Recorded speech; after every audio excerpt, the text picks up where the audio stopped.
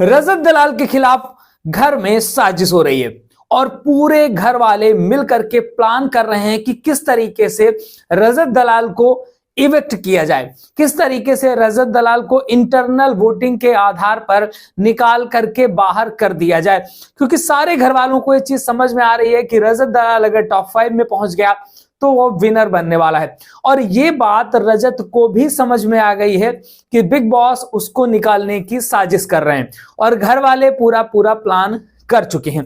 भाई big boss ने पूरा सिनेरियो सेट किया, उसके लिए 1 हफ्ते से लगातार प्लानिंग चल रही है किस हिसाब से रजत को इवेक्ट करना है। पूरी बात आपको बताते हैं, जुड़े रहिएगा दोस्तों। श्रुतिका राज का जैसे ही इवेक्शन हुआ और उसको इवेक्ट करने के टाइम बिग बॉस ने पूछा कि भाई आप श्रुतिका को इंटरनल वोटों से निकालना चाहते हैं कि जनता के वोटों से? लोगों ने कहा भाई जनता के वोटों से, इंटरनल वोटों से नहीं निकाला। और उसी बात को लेकर के तब से रजत बहुत ज्यादा अपसेट है। वो समझ चुका है कि इन लोगों ने इस तरह से किया है और निश्चित तौर पर मुझे ये लोग इंटरनल वोटों से निकालते नजर आएंगे। अब रजत को सारी चीजें समझ में आ गई हैं। उसको लग रहा है कि जिस तरीके से कटारिया का इविक्शन किया गया था उसी तरीके से रजत का भी इविक्शन करते नजर आएंगे। रजत जो है रात में लाइव फीड में समझ में आ रहा था, देखा हमने कि वो सो नहीं पाया ढंग से। वो टहलता रहा, गार्डन में टहलता रहा, कभी घोड़े में बैठ रहा था, खाना भी उसने कल लेट खाया।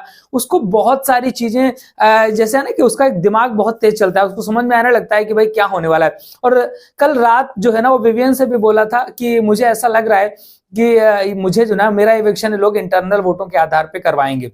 तो उसको ये चीजें समझ में आ चुकी हैं और इस मामले में उसने जो है ना बात भी करी, यहां पर बात करी, उसको मौका मिला था। और इस मामले को लेकर के पूरे घर में चर्चा भी हो रही है। सारे लोग चर्चा कर रहे हैं कि अगर मौका मिला तो रजत को इंटरनल वोटों से निकालना है। और इस बात को लेकर के करण और चुम बाथरूम एरिया में बात करते हुए पाए गए। अब वहां पर करण चुम बात कर रहे थे तो चुम ने बोला कि मुझे मौका मिला तो मैं तो खुल के वोट करूंगी। अब भाई बिग बॉस ने पूरा गेम रच दिया। बिग बॉस ने टास्क का संचालक रजत को बनाया, उसे कोई मतलब नहीं था उस टास्क से, इसके बावजूद उसको खेलने के लिए भी बोल दिया कि भाई तुम खेलो। जब कोई संचालक खेलेगा तो वो कितना भी फेयर होगा उसको फेयर नहीं कहा जाएगा, कितना भी फेयर होगा उसको जिस पक्ष से खेलेगा उसी पक्ष का माना जाएगा। अब इस मामले को लेकर के चुम के दिमाग में बैठ गया है कि रजत बहुत गंदा आदमी है, रजत ने अनफेयर तरीके से खेला है और विवियन को जिता दिया है। अब विवियन से तो उसकी भैया बाद में बॉन्डिंग हो गई, भाई बहन वाला प्यार हो गया, मैंने तुझे बहन माना है, मैं तो तुझे बाहर कभी बोलता नहीं हूं कि तू मेरी बहन है। अब भाई विवियन से उनका अच्छा हो गया, पैचअप हो गया, बढ़िया हो गया। लेकिन रजत का क्या? रजत से बेवजह की दुश्मनी हो गई। टाइम गॉड उनको बनना था, टाइम गॉड उनको बनना था, काम खत्म। लेकिन रजत से दुश्मनी हो गई। अब चुम ने बोला कि हम खुल के करेंगे, करण खुल के करेगा। अब बात कहानी यहां पे आती है कि ऑलरेडी अविनाश और विवियन बात करते हुए पहले देखे गए थे कि भाई अविनाश कह रहा था कि मौका मिला तो रजत को हम निकालेंगे और ईशा से बोला जा रहा था कि तुम अपने रिश्तों की थाली लेकर के मत आ जाना, ये भाई भाई वाले कहानी मत करना। तभी ईशा ने बात करी थी अविनाश उससे, रजत से कि भाई अब लास्ट मोमेंट पे हम लोग पहुंच चुके हैं, अब ऐसा भी हो सकता है कि हमको एक दूसरे के अगेंस्ट खेलना पड़े। तो ईशा ने अपना गेम पहले ही रच दिया था, वहां पर रजत के सामने सारी चीजें बोल दी थी। रजत भी इस चीज को समझ चुका है, तभी उसने विवियन से डिस्कस किया था इन सारी बातों को। अब घर वाले ये मतलब प्लानिंग कर रहे हैं कि कैसे गेट आउट का टास्क आएगा, एक्सपायरी सुन का, क्योंकि इस तरीके के टास्क पहले भी आ चुके हैं।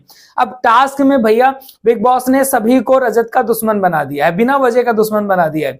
चाहत को भी लास्ट में वो उसके अगेंस्ट वाला वो करवा करके कन्वर्सेशन जो मतलब वहां पर स्पीच करवानी थी, स्पीच करवा करके उसके अगेंस्ट करवा दिया है। भाई अब स्पीच में एक दूसरे के अगेंस्ट बोलना है तो वो तो बोलेंगे ही। अब अगर ऐसा कुछ होता है कि भाई इस तरह का कोई टास्क लेकर के आते हैं तो हो सकता है कि ईशा और विवियन एक बार ये सोचे कि ईशा सोचे कि नहीं यार रजत को नहीं निकालना, इसके अगेंस्ट वोटिंग नहीं करनी, इसने मेरा साथ दिया था। विवियन में भी सोच सकता है कि इसने मुझे टाइम गॉड जिताया, हम लोगों का साथ देता रहा है, तो मैं भी विवियन ना करे।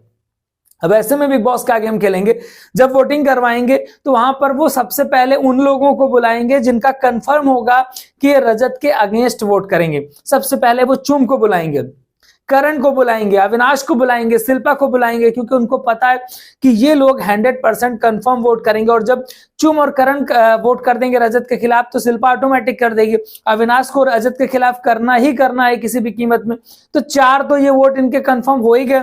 इसके बाद वो बुलाएंगे चाहत को, इसके बाद वो बुलाएंगे ईशा को, इसके बाद वो बुलाएंगे विवियन को। तो मेजॉरिटी वोट तो ऑलरेडी चला गया।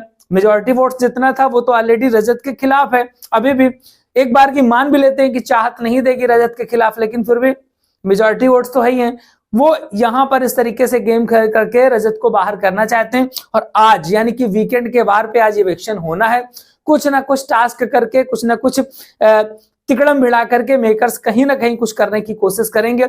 बाकी अगर आप रजत के सपोर्टर हैं तो ऊपर वाले से दुआ करिए कि ऐसा कुछ गेम ना रचा जाए, मेकर्स रजत को लेकर के जाएं टॉप 5 पे। देखते हैं, लगातार अपडेट्स हम आपको देते रहेंगे। चैनल के साथ जुड़े रहिएगा। सब्सक्राइब नहीं किया है तो कर जरूर लीजिएगा। मिलेंगे फिर किसी नए वीडियो के साथ। देखते रहिए एफसी टाइम्स।